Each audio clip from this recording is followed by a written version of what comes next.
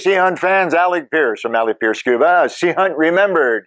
And this is going to be a very special episode for you, I think, anyway, because I'm going to show you something that is not very often on display, specifically my Sea Hunt collection. My Sea Hunt collection is the largest in the world. It's a recorded fact in the Scuba Diving Book of Records. I bet you didn't even know there was a Scuba Diving Book of Records, but anyway, there is. So you can see arrayed around me a great deal of my Sea Hunt collection. Now, this is not all of it, but this is by far the majority. There are quite a few items that I don't travel with anymore because they're fragile, they're very valuable, and so on. But this is a wonderful display. In fact, this is the largest display of Sea Hunt memorabilia that's ever been made. My wife Diane and I made up this display materials, and I have been able to put out a lot of my Sea Hunt stuff. I hope you enjoy this very much.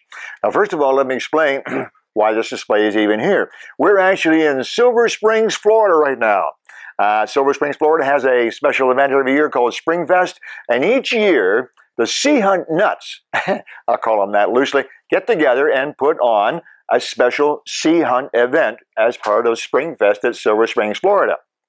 So I'm here at Sea Hunt Forever, Sea Hunt Remembers, Sea Hunt Forever. There, I got my special shirt on, and each of these years, over the past number of years, this is our 4th or 5th event, where you put on this special display. And you are not going to get to enjoy that, even though you're not here in Florida. March the 3rd, 75 degrees outside. Anyway, so here we go.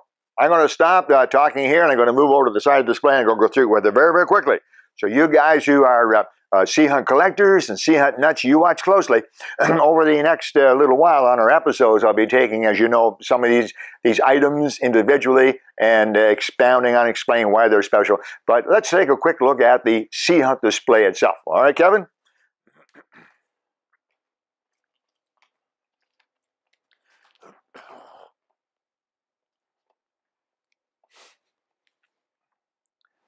I'm back. Here I am now. Kevin, I want to point out this picture right up here. And I always like to have this at my Sea Hunt displays because I have a picture of Lloyd Bridges from 1965, and I have a picture of Alec Peirce from 1965. Now, there's no comparison at all. First of all, in 1965, I was only about 12 or 13 years old. And this is a picture of me in 1965, taken by my dear mother, the big picture here. 1965 in Fenton Falls, Ontario. Famous scuba diving. It was at one time anyway, a wonderful place to scuba dive. And that's one of the first places I ever scuba dived. I dived there for several years. 2 hose regulators, and this is a picture of me a little later with a 1 hose regulator, fully outfitted. Yep, I got a jacket, mask, fins, tank, and a regulator. Done. That's it. There you go. 1965. Now, right beside that is a display of Sea Hunt license plates. And this is not a small item that I pick up over the years. It's not really, strictly speaking, pardon me, Sea Hunt memorabilia. But it's certainly related because it shows how special Sea Hunt was. There are people all over the world who enjoyed and still enjoy, remember and enjoy Sea Hunt. And so, for example, we have license plates from Ontario and from Florida and from Mississippi and Michigan and Alaska, and right here at the Sea Hunt event here in Silver Springs, Florida. Yesterday, I was able to add a plate from California, right there, Sea Hunt, a plate from California. Now, these are all genuine plates, actually used plates. So I think they're kind of special from different people who've given to me or some couple I bought, and I think they're pretty neat. Sea Hunt is a big deal. So let's take a look at the items in the display. On this very first table here, you can see items that came from the what's called the King Neptune collection of Sea Hunt memorabilia. King Neptune was simply a company that produced diving gear for kids. Not so much professional diving gear, but more for kids. It wasn't really toys, it was diving gear. And that equipment was sponsored by Lloyd Bridges. He became so well known worldwide as a diving expert, like it or not, he didn't consider himself a diving expert, that there was a company that came out with a long line, a big line of Lloyd Bridges diving equipment. There's a catalog, and this is what the items look like generally. So you would go into a store and you would buy a box like this with a mask in it. And if you open up the box, you take out the plastic bag. The plastic bag itself had Lloyd Bridges on it, and then the mask would be a genuine mask that you could actually use for snorkeling or for scuba diving if you wanted to. So I have, as you can see here, of the 35 some odd masks, I have almost every one. I think I'm missing one mask. So these are all the different masks that were in that King Neptune line of diving masks. I'm going to move over a little bit farther, Kevin. Let's do more on this King Neptune stuff, huh? Because we've started on that. Oh, I want to point this out here, Kevin. Can you come down here? Because this kayak, this is a genuine kayak. And there's actually a picture of Lloyd Bridges himself in that kayak. Now, he was a pretty big man. It's not a great big kayak, but it is a legitimate kayak.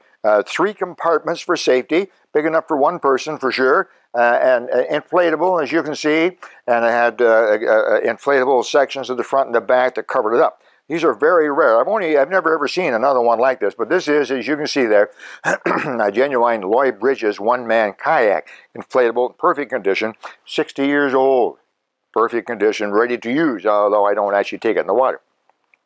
But in this King Neptune display, you can see different types of masks, all kinds of masks. And you see there's an underwater light, what they call the underwater searchlight. There's a special seabed marker, which you really have to see to believe. It's an interesting device. Maybe I'll take an episode and talk about the seabed marker. There's a special weight belt that they made. Lloyd Bridges sponsored this weight belt. Snorkels, masks, and fins. There are all types of equipment in here. Some kind of weird. There's earplugs, which of course divers don't use, and other stuff as well. So there's a big display which includes all of the King Neptune Lloyd Bridges equipment. Now let's look up in the back here, Kevin. There's some neat stuff up here. Let's start at the very top because this is pretty interesting. I've talked about this in some of my Sea Hunt episodes.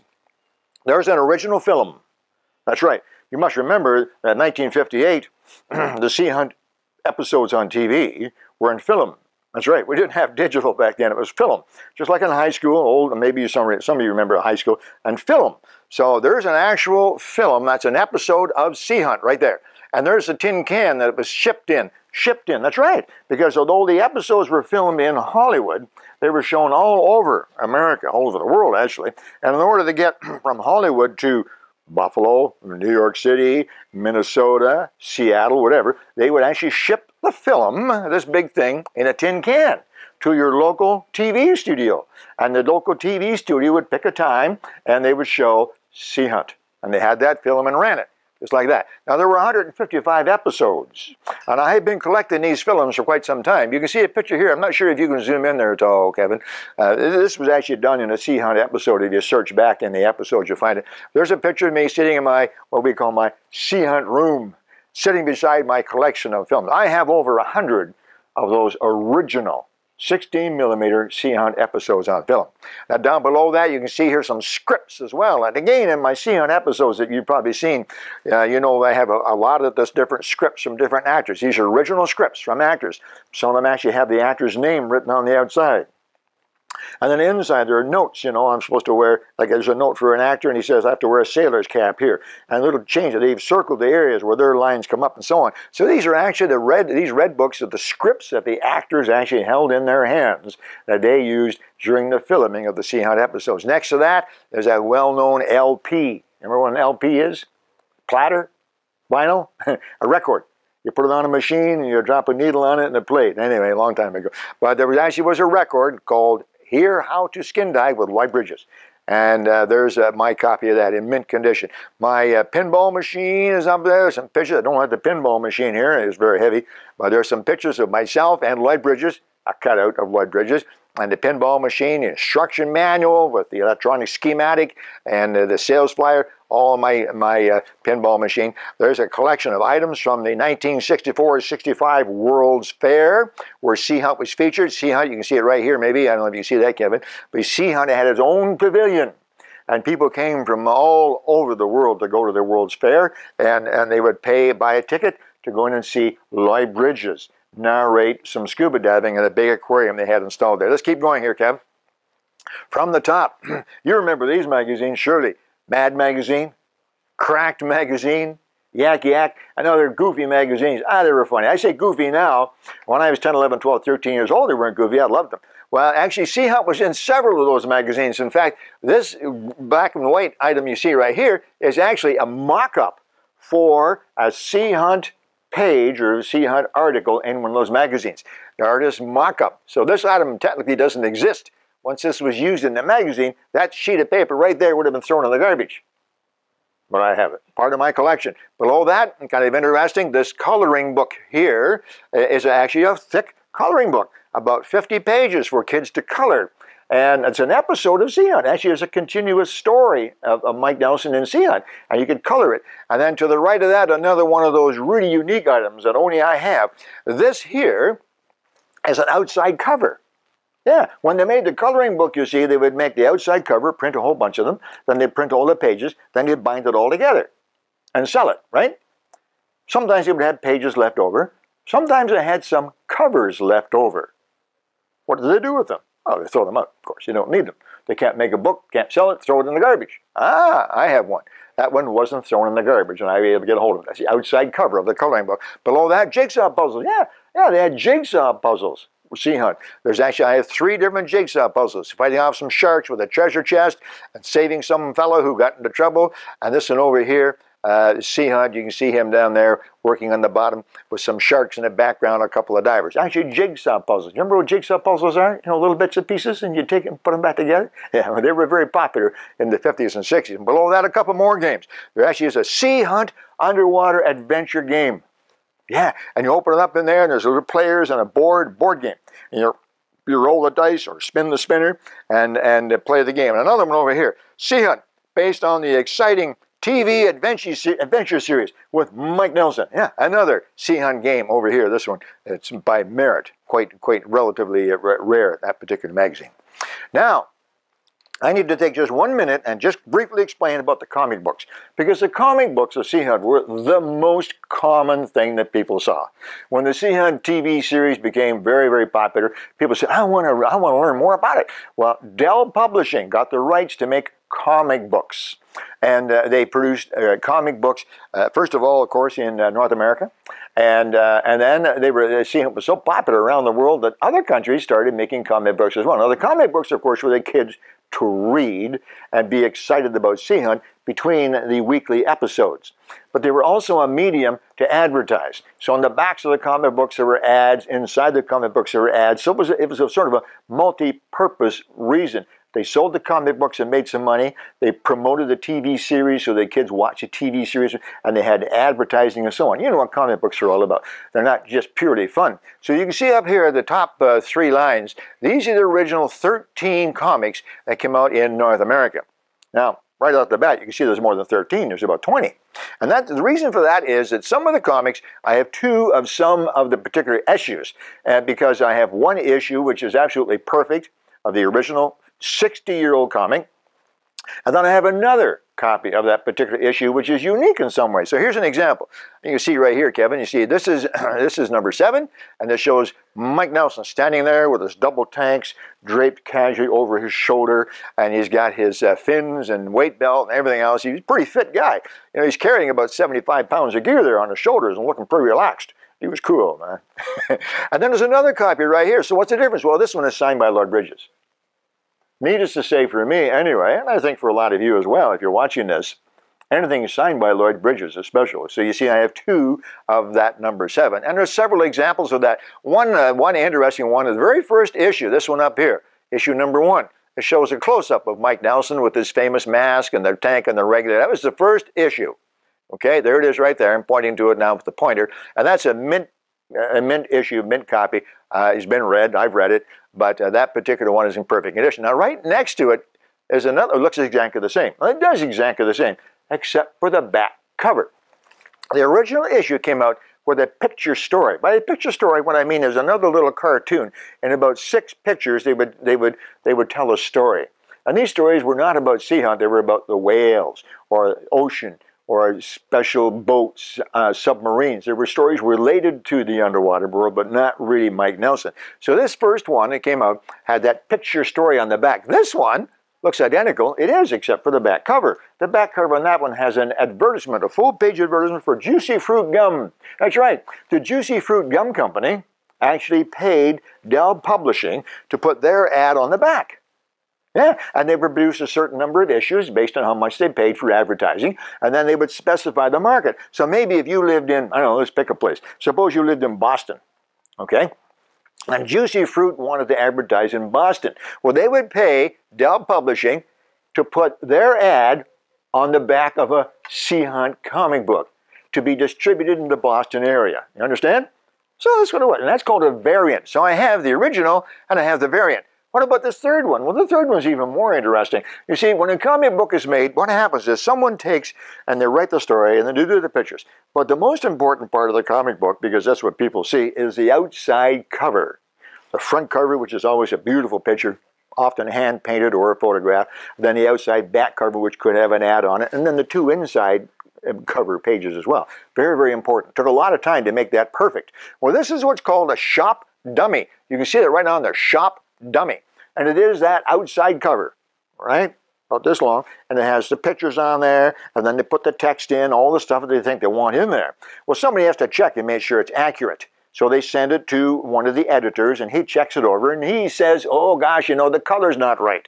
Or, oh, you have misspelled, and he makes notes on it. And you can see that right on Mike Nelson's face, there are notes that are written right on there by the editor to make sure it's right. Then it goes back again to the artist, and they make the corrections as necessary. Then the editor, finally, he says, yep, perfect, okay, checks it off, print it.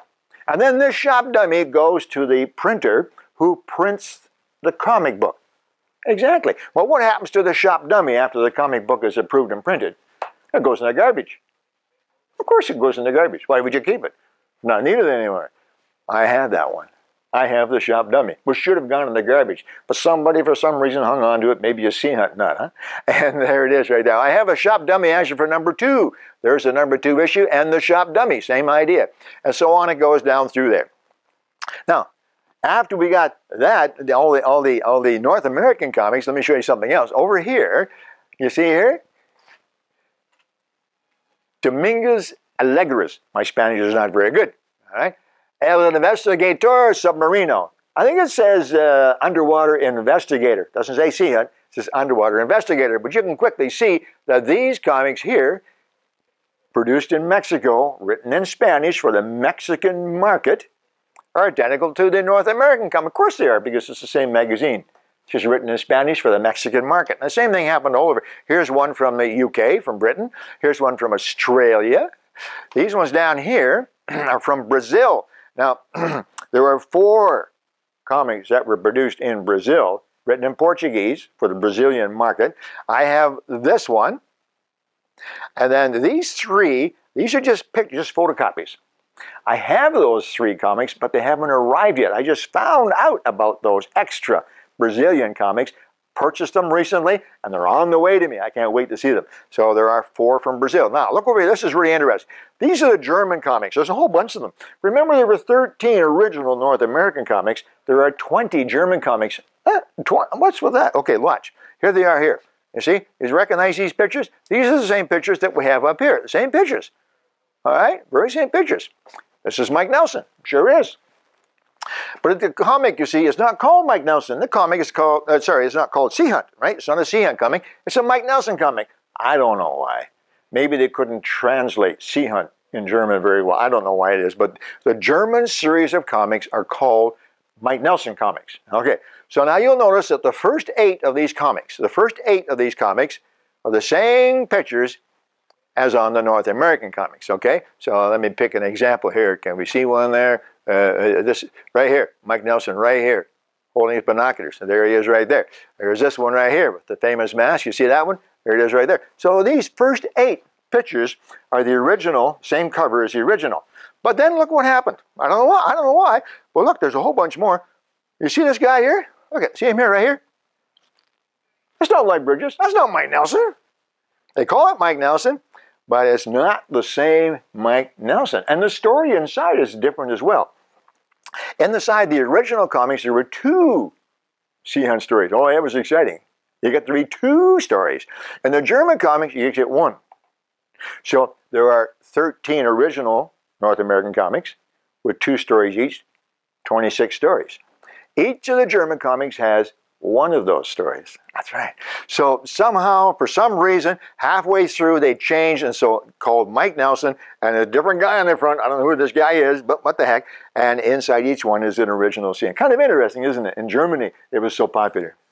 Now, I want you to take a look at this table right here. This is an interesting table. I love this table because this table here has the original scuba equipment, skin diving equipment used by Mike Nelson. Now, let me clarify.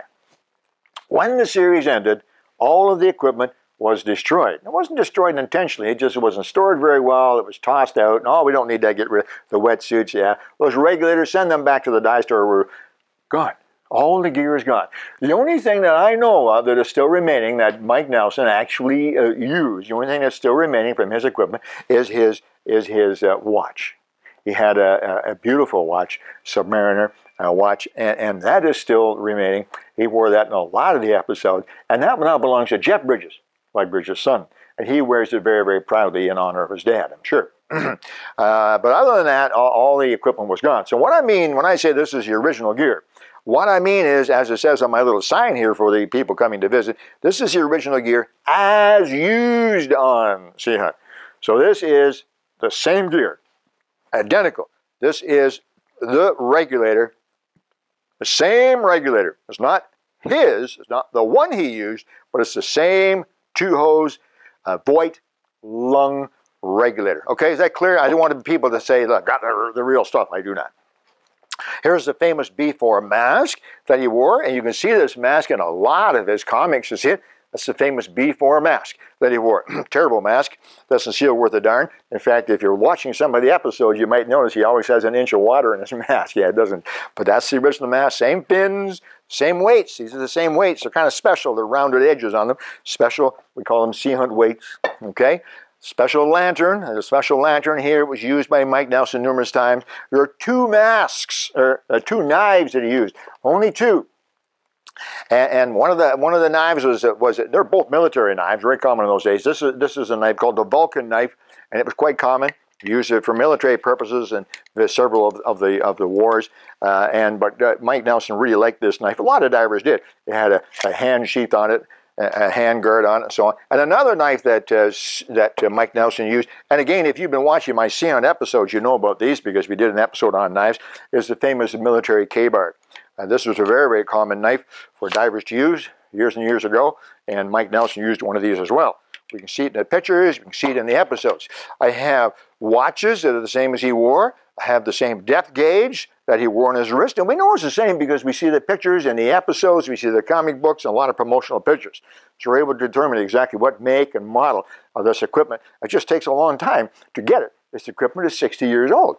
Okay, spear guns, the float, the spear gun that he's seen with very, very often, the famous gold barrel double-handled spear gun, and then, of course, the famous mortem. I've done a Sea Hunt episode on the famous gunpowder-powered mortem. Yeah, this is a spear gun. An actual spear comes out of this and goes out to hit the fish, but it's powered by a 30 caliber cartridge. There's one right there.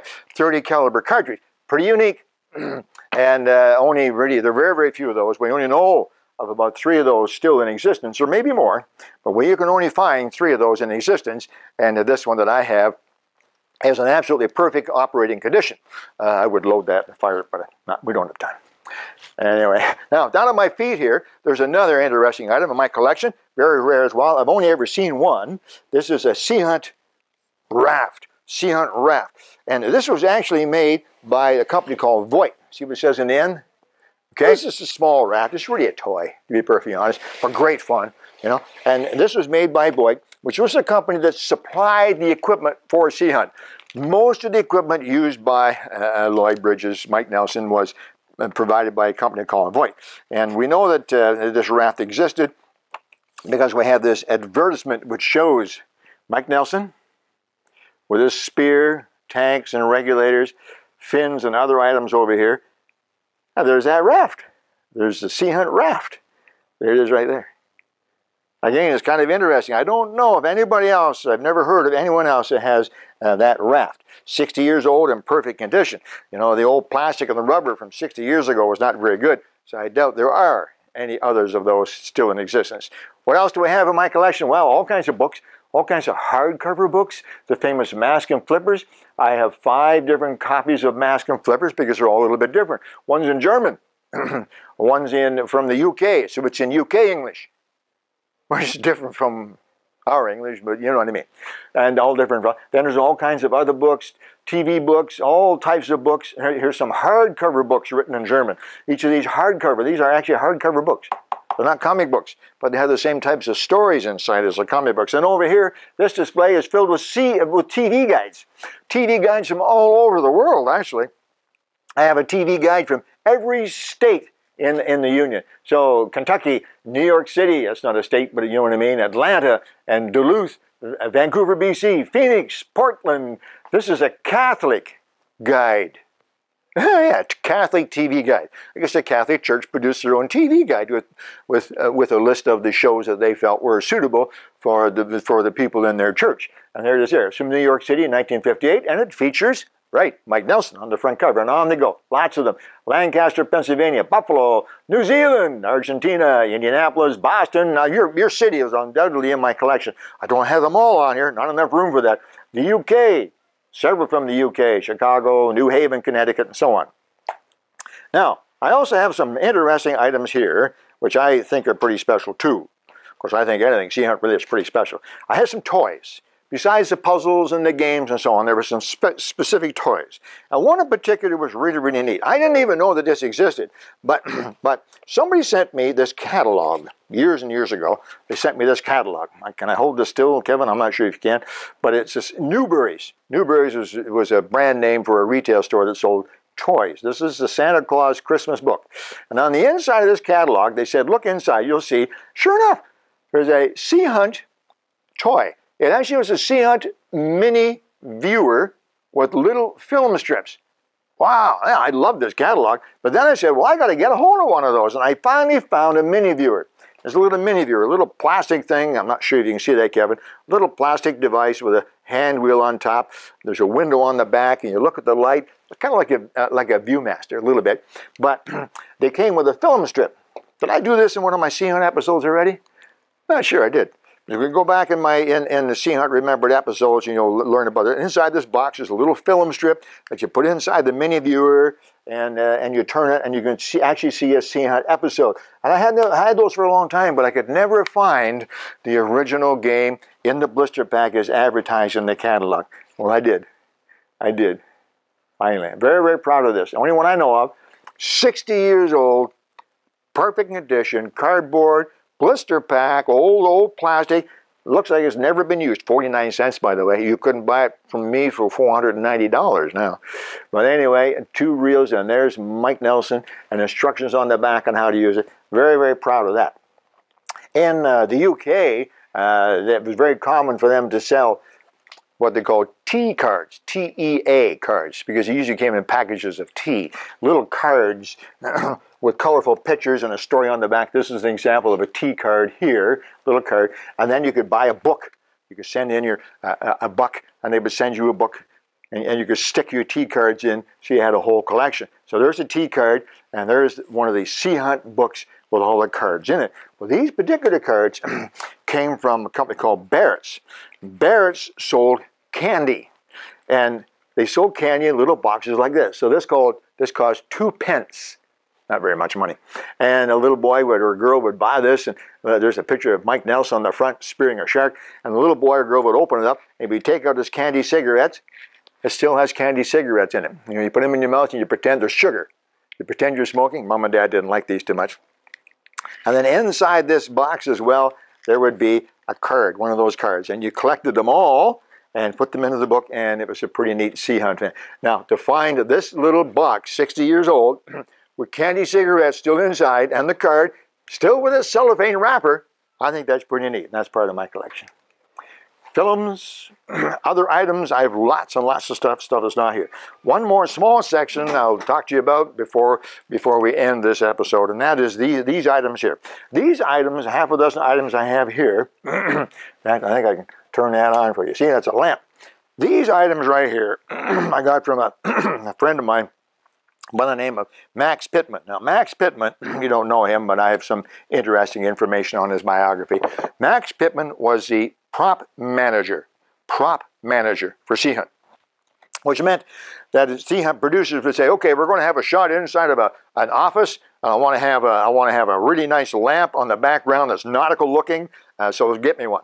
And so Max Pittman's job was to go out and get the various prop items so it made the set look the way the producers of the TV program wanted it to look. That's what he would do. So he went and got these things, and they were used on Sea Hunt. So I have a lamp. I have this flower holder, a ceramic flower holder. It's just all it is, a vase, I suppose. There's a set of bookends, nautical bookends. You see them? And this is a napkin holder. Put napkins in there. It looks like a big, heavy seashell. These are actually items used on Sea Hunt. I think they're pretty neat. There are very few of these around, and I know that they're genuine. I have a certificate from Max Pittman, which is helpful. But I'm in the process now of watching every episode of Sea Hunt to see if I can spot these various items, so I can actually say, okay, this item was used in episode so-and-so. It's a lot of work watching all those episodes, but I'm struggling through it. I love it. And I want to find these items in there, and that'll prove that they're actually shown. And so that's about it, guys. I got a Sea Hunt episode running here as we're watching. You can see Mike Nelson up there. And he's having I don't know what he looks like he's rescuing a girl from the looks of it there, and talking to the guy. There's Lloyd Bridges, Mike Nelson, doing his thing. And I'm going to sign off now. That's a large part of my collection. I hope that you enjoyed that. What do you think, Lloyd? Think that was fun? I hope you enjoyed it too. I hope you appreciate the fact that we remember how much fun it was to watch you underwater. It was great. The TV series Sea Hunt. And I'm doing my best to help you to remember Sea Hunt. That's it. A little bit of my collection. Hope you enjoyed it. Maybe it'll give you some incentive to start collecting your own things. If you have Sea Hunt items, call me, email me, get a hold of me. We can do some trading. It's a lot of fun. That's it. The Sea Hunt collection. Alec Peirce from Sea Hunt. I hope you enjoyed that. Bye-bye.